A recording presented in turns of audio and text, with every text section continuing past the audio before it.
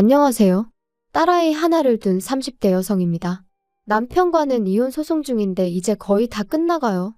그리고 다행히 좋은 결과가 나올 것 같아서 드디어 이렇게 제 이야기를 한번 해볼까 합니다. 그런데 막상 얘기를 하려니까 어디서부터 어떻게 이야기를 하는 게 좋을지 조금은 난감하기도 하네요. 남편하고는 집안어른의 소개로 만났습니다. 가까운 집안어른은 아니셨는데 지금으로부터 몇 년 전 사촌언니가 결혼하던 날 부모님하고 같이 하객으로 참석한 적이 있어요. 그리고 그때 한동안 안부조차 모르고 지냈던 먼 친척어른들 몇 분을 뵙게 되었죠. 그리고 그중 한 분이 저더러 참하게 생겼다며 몇 번이나 저를 칭찬하셨고 제가 어린 나이도 아니었는데 맛있는 거라도 사 먹으라며 제 손에 5만 원짜리 한 장을 쥐어주시더라고요. 제가 당황해서 괜찮다며 거절하려고 했는데 어른이 예뻐서 주는 용돈이니 받으라셨고 마침 또 결혼식장이다 보니 다들 분위기가 좋았거든요. 그래서 얼떨결에 그렇게 5만 원을 받고 인사를 드리고 그랬어요. 그런데 그 일이 있고 며칠 뒤 그 어른께서 저희 아버지한테 전화를 하셔서는 제가 시집은 갔는지 만나는 남자는 있는지 그런 것들을 물어보시더랍니다. 그리고는 당신이 건너 아는 집에 아주 괜찮은 청년이 있다면서 저랑 한번 만나게 해주고 싶다 그러셨다는 거예요. 그리고 저는 당연히 싫다고 했어요. 솔직히 말하자면 거짓말 좀 보태서 불편해서 싫다고 아주 진저리를 쳤었죠. 원래도 자연스러운 만남을 추구하는 저였는데 잘 알지도 못하는 집안어른이 주선하는 자리라니 상상만 해도 불편해서 속이 다 울렁거렸다니까요. 하지만 부모님께선 듣자 하니 이미 어른께서 그쪽 집안에다가 말도 해놓으신 것 같고 그래서 제가 안 나가면 그 어른 체면이 말이 아니게 생겼답니다. 그러면서 그냥 집안어른 부탁이니 눈 딱 감고 나갔다 오라고 그리고 혹시 아냐 정말 괜찮은 사람이 나올지 하셨는데 솔직히 그런 말은 귀에 들어오지도 않더라고요. 그저 이게 그 5만 원을 받은 대가인가 싶은 게 황당하고 짜증도 나고 정말이지 기대는커녕 만나기도 전에 있는 대로 마음이 상해버렸다니까요. 하지만 약속 날짜가 다가올수록 집안어른이 중간에 계시다 보니 그래도 기왕 나가는 거 잘해서 나가야겠다는 생각이 들대요. 그래서 옷도 신경 써서 갖춰 입고 서둘러서 집을 나섰더니 약속 시간보다 10분 정도 일찍 도착하게 되었죠. 그런데 남편은 벌써 도착해 저를 기다리고 있었습니다. 그게 좀 인상적이었어요. 게다가 준비라도 해온 사람처럼 자기소개를 하는데 긴장한 목소리도 목소리인데 사람이 성실하단 게 느껴지더라고요. 뿐만 아니라 남편도 저랑 같은 작가의 팬이라는 사실을 알았을 땐 신기하면서 괜히 반갑기까지 한 게 그러니 대화는 또 얼마나 잘 통했겠어요? 시간 가는 줄 모른다는 게 어떤 건지 그때 처음 알았네요. 이후로 저희는 인연을 만났고 11월에 어느 날 남편의 프로포즈로 결혼까지 약속했어요. 그리고 양가의 축복 속에서 부부의 연을 맺게 되었는데 여기까지는 솔직히 별 문제가 없었거든요. 아니, 오히려 무르르듯 자연스럽게 흘러가서 정말 우리가 운명은 운명인가 보다 그런 생각까지 들었죠. 그런데 제가 딸아이를 출산하고 얼마 지나지 않아 생각지도 못한 일로 남편이란 사람에게 크게 실망하고 말았습니다. 산후조리원에서 나온 후 저는 소위 남들이 말하는 독박 육아를 시작했어요. 육아휴직을 쓰는 게 눈치가 보였지만 딸아이와 유대감을 형성하는 게 중요하다 생각해서 어렵게 내린 결정이었죠. 하지만 육아라는 게 정말 마음처럼 쉽지가 않더라고요. 그래서 어쩔 수 없이 친정어머니의 손을 빌리는 날이 하루 이틀 늘어났습니다. 남편이 못마땅해하는 눈치였지만 그때만 하더라도 저는 그저 남편이 저희 친정어머니한테 미안해서 그런다고 생각했어요. 한편으론 시어머니보단 친정어머니의 출입이 잦아지니 그게 불편해서 저러나 싶기도 했고요. 그러다 딸아이가 100일이 좀 지났을 무렵 제가 알아눕게 되었는데 다행히 열이 있거나 한 것은 아니었지만 전에 없이 딸아이 돌보는 게 힘에 부치대요? 그래서 남편에게 이야기를 하니 시터를 부르라는데 솔직히 좋은 시터분들도 많겠지만 워낙 흉흉한 뉴스가 판을 치던 시기였거든요. 그러니 비록 제가 집에 있다고 해도 함부로 잘 알지도 못하는 사람을 집에 들이기가 겁나더라고요. 그래서 결국 친정어머니를 오시라고 했어요. 한 2주 정도 저희 집에 계시면서 저 좀 도와달라고요. 참고로 시댁에도 여쭤봤지만 어머님께서는 아주 난색을 표하시며 가면 일당으로 한 20만 원씩은 받아야 한다는 말씀만 하셨습니다.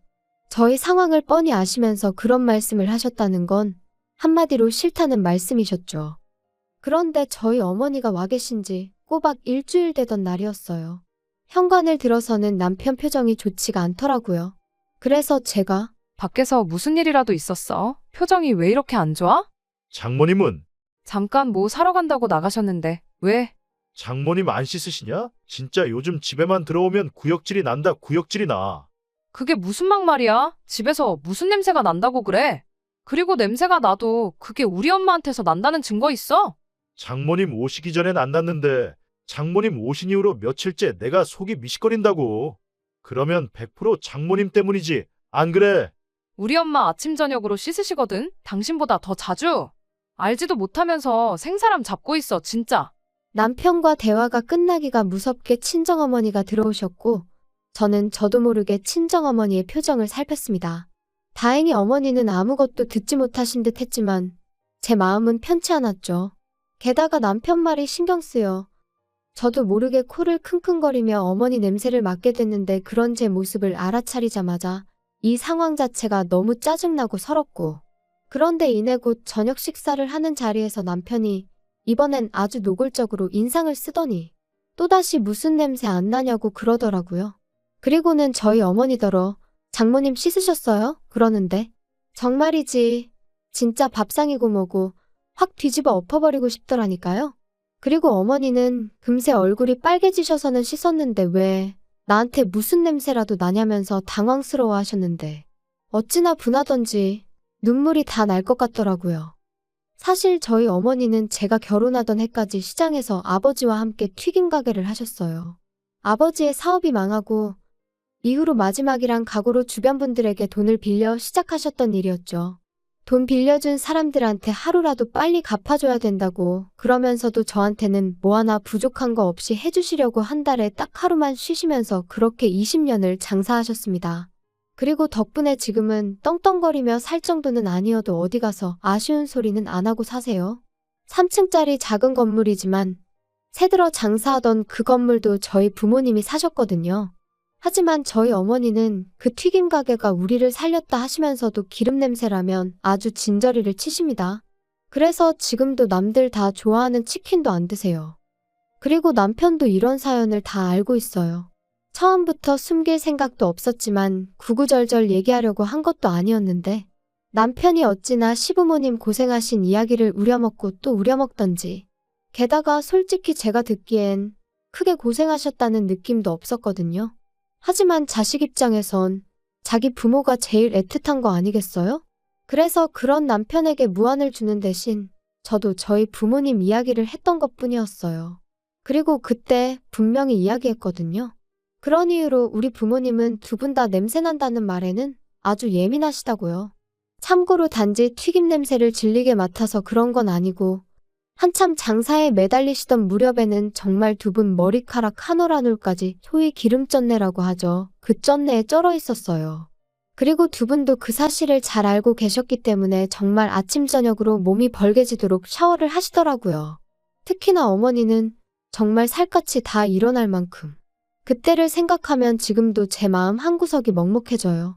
아무튼 그랬는데 그 쩐내라는 게 쉽게 빠지질 않는 거예요. 그래서 결국엔 그 쩐내 때문에 싫은 소리를 듣게 되는 상황이 종종 있었고 그러니 다른 사람도 아닌 남편이 저희 어머니한테 냄새로 무안을 주었다는 사실을 저로서는 도무지 받아들일 수가 없었습니다. 그래서 이튿날 죽이 되든 밥이 되든 내가 애를 보겠다 하고 어머니는 가시라고 했어요. 며칠 같이 지내면서 어머니가 좀 편하게 대해주니까 인간이 장모 어려운 줄을 모르고 저딴 식으로 나오나 싶기도 했고 괜히 좋은 마음으로 오셔서는 상처만 받고 가시면 안 된다 싶었거든요. 남편이 하다못해 조심스럽게 여쭤보기라도 했다면 조금 위로가 되었을까요? 지금도 잘 모르겠어요.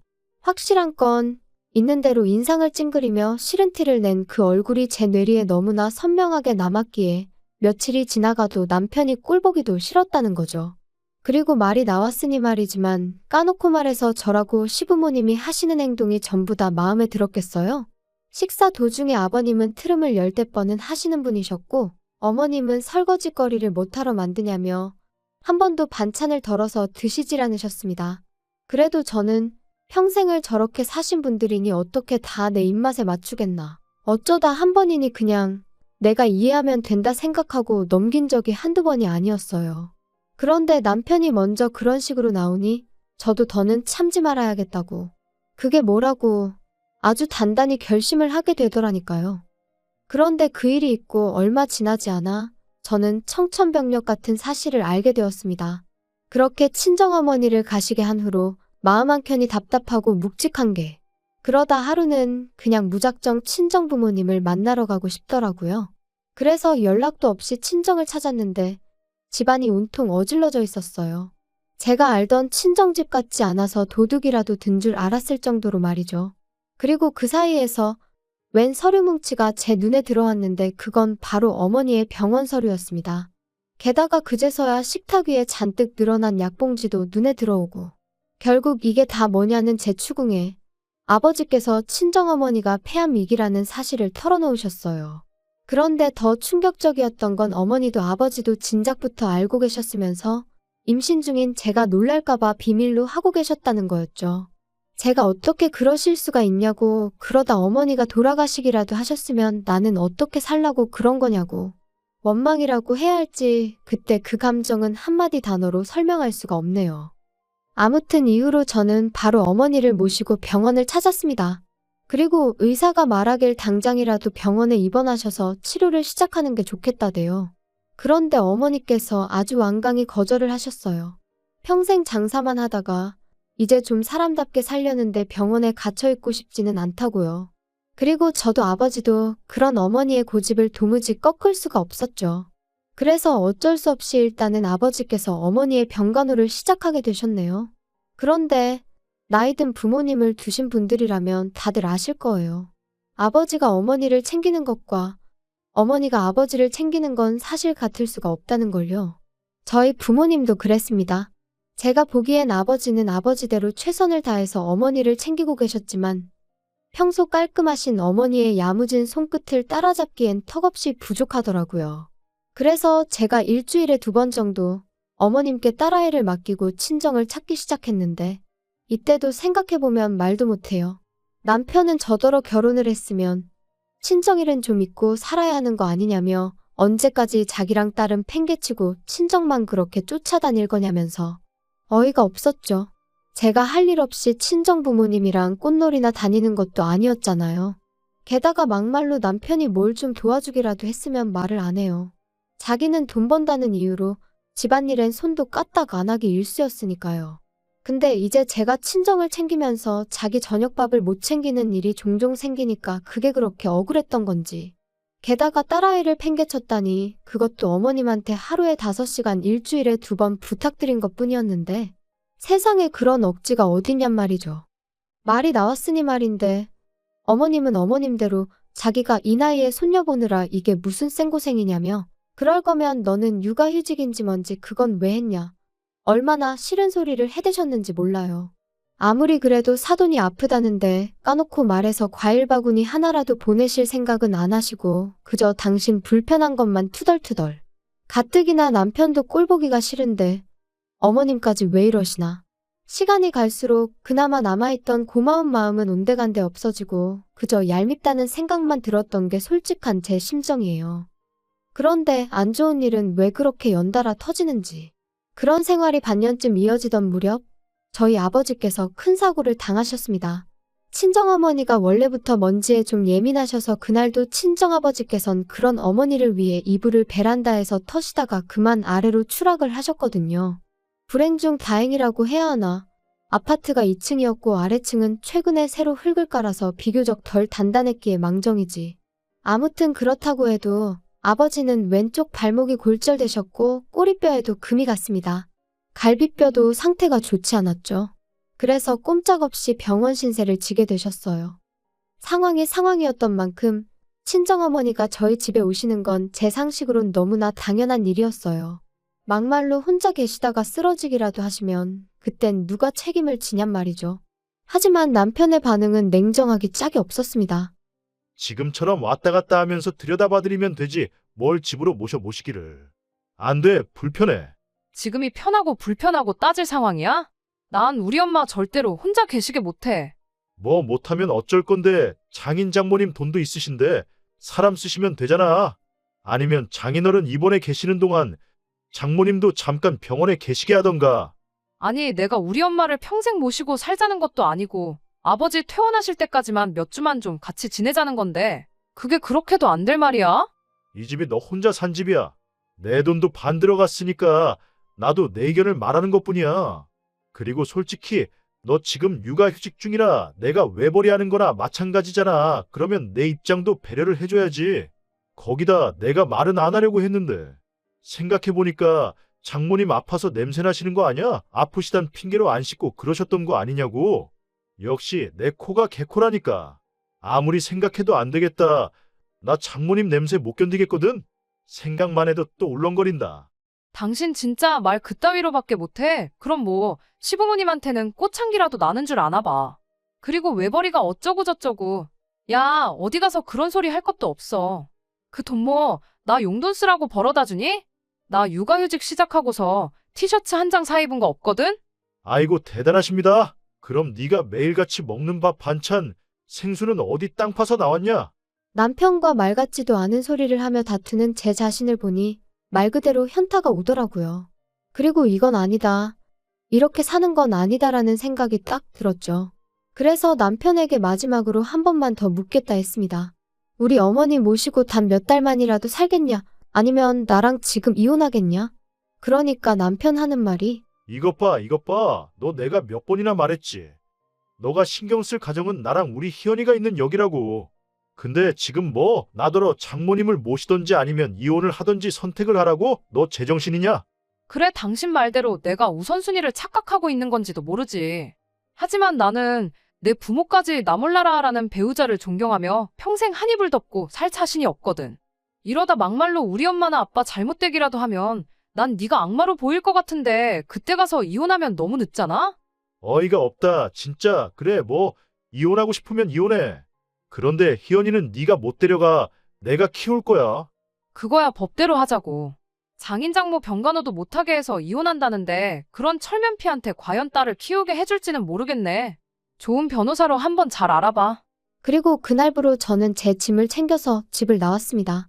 술에 진탕 취해 남편이 잠든 사이를 틈타 아이도 데리고 나왔죠. 사실 남편이야 딸아이를 정말이지 눈에 넣어도 아프지 않을 정도로 예뻐한 건 사실이지만 시부모님은 아들이 아니라는 이유로 늘 시큰둥한 반응이셨어요. 그리고 남편은 어쨌든 혼자서는 아이를 돌볼 상황이 못 되었는데 그렇다고 시부모님이 봐주실 리도 없었으니 애를 내놓으라 할 리는 없겠다 싶었거든요. 그리고 이혼을 하겠다고 딱 마음을 먹고 나니 그때부턴 제가 아이한테 하는 행동 하나 말 한마디가 전부 다 양육권 결정에 영향을 끼칠 것 같다는, 제가 법을 알고 그런 건 아니었지만 아무튼 나름대로 만반의 대비를 해야겠다 그런 생각도 들었고요. 그리고 이후로 무려 1년 3개월에 걸쳐 지독한 이혼 소송을 이어갔습니다. 그때 서름과 고됨을 이야기하자면 아마 석 달하고도 열흘을 밤을 새도 부족할 거예요. 하지만 결론부터 이야기하자면 친정아버지는 약간의 후유증이 남긴 했지만 혼자 일상생활이 가능할 만큼 건강을 회복하셨어요. 그리고 더 놀라운 건 바로 저희 친정어머니의 상황이었습니다. 정말이지 지푸라기라도 잡는 심정으로 여기저기 자문을 구해서 어머니 건강에 좋다는 음식만 정성을 다해 드시게 했고, 귀찮아하시는 어머니를 모시고 산으로 들러 좋은 공기를 쐬기 위해 열심히 돌아다녔습니다. 여담이지만 딸아이는 사촌 언니의 도움을 정말 많이 받았어요. 언니도 저랑 비슷한 시기에 아이를 낳았기에 언니가 쌍둥이 키운다 생각하겠다며 힘을 보태주었죠. 피는 물보다 진하다더니 영원한 사랑을 약속한 남편보다도 결국은 피부치인 언니가 100배 1000배는 의지가 되더라니까요. 아, 그리고 언니가 저한테 왜 이렇게 잘해준 거냐 혹시 궁금해하실까봐. 일단 언니가 워낙 좋은 사람인 것도 있지만 언니가 시집갈 때 이모네 사정이 안 좋았거든요. 그러니까 저희 아버지가 언니 결혼 비용을 대주셨어요. 우리도 힘들 때 이모네 도움을 많이 받지 않았냐 하시면서요. 그래서 제 짐작이지만 언니가 선뜻 도와주겠다고 손을 내밀어 준 게 아니었을까. 고마울 뿐이죠. 아무튼 말하다 보니까 또 생각나네요. 정작 저 시집갈 땐 남편이 남자 자존심이 어떻고 해가며 하도 우겨대서 결혼 비용을 기어이 반반 부담을 했어요. 그리고 그땐 그게 나름대로 남자답고 좋아 보이기까지 했거든요. 물론 살아보니까 쓸데없는 똥자존심으로 똘똘 뭉친 인간이었을 뿐이었지만 아무튼 그래도 이렇게 이혼하고 나니까 그때 반반하길 다행이지. 아까워서 혼날 뻔했네. 그런 생각이 다 들대요. 아무튼 그렇게 저랑 남편은 이혼을 했고 당연히 양육권은 저에게 왔어요. 그리고 사실 위자료는 별로 기대도 없었는데 크진 않았지만 800만 원을 받게 되었습니다. 그리고 양육비도 일단 매달 60만 원에 5년마다 한 번씩 다시 정하는 걸로 얘기가 되었죠. 그런데 제가 이런 거 저런 거 다 합쳐서 지금 사는 집을 그냥 그대로 나한테 넘기라 했어요. 꿈에도 보기 싫은 인간, 애 핑계로 또 봐야 되는 것도 싫고 이래저래 두 번 다시 얽히기 싫었거든요. 그리고 남편도 기껏 한다는 소리가 양육비니 뭐니 그런 거 있으면 어떤 여자가 자기랑 재혼을 하겠냐며? 좋다대요? 딸이라면 사족을 못 쓰는 인간이다. 그거 하나는 참 그래도 좋은 아빠다 싶었는데 양육비 얘기하면서 재혼 타령하는 거 보니까 그럼 그렇지 결국 이것밖에 안 되는 인간이었어. 그 생각만 들더라고요. 한편 저희 이혼 소식은 저희를 만나게 해주셨던 그 집안어른 귀에도 들어갔던 모양이에요. 그리고 솔직히 사과를 받아야겠다거나 그런 생각은 없었지만 아니나 다를까 감감무 소식? 말 한마디 들려온 게 없습니다. 참고로 저희 결혼할 땐 그래도 저희 두 사람 사이에 다리 놔주셨다고 100만 원 받아가셨는데 말이죠. 솔직히 좀 착잡했는데 이렇게 또 인생을 배운 셈 치려고요. 친정어머니의 암이 완치가 된 것은 아니니 솔직히 지금도 완전히 평화를 찾았다 그렇게 말은 못하겠어요. 하지만 적어도 하나 도움 안 되는 돌멩이 같은 남편을 제 인생에서 걷어내고 나니 속은 후련합니다. 당분간은 친정부모님의 건강과 제 아이의 행복만을 인생의 과제로 삼고 그렇게 살아볼까 해요. 어쩌면 이것이야말로 영원한 사랑은 아닐까요? 들어주셔서 감사합니다.